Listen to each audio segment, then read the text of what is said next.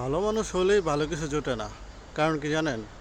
ভালো মানুষই সবচেয়ে বেশি চাপে থাকে, কারণ তারা সহ্য করতে পারে। সহ্য করার ক্ষমতা অনেক বেশি, তাই বেশি তারা চাপে থাকে। সবাই আসলে নিজেকে বাঁচাতে ব্যস্ত। অনেকেই বলে দুঃসময়ে পাশে থাকবো, কিন্তু আসলে সবাই সময় মতো পাল্টে যায়। এটাই বাস্তব, বিশ্বাসঘাতকতা না। কষ্ট কাউকে শেখানো লাগে না, জীবন নিজেই শেখায়, কখনো ধীরে, কখনো বা নিষ্ঠুরভাবে। মানুষ তোমাকে তখনই মনে রাখবে যখন তোমাকে প্রয়োজন হবে, আর প্রয়োজন শেষ হলে তোমাকে দূরে ঠেলে দিবে।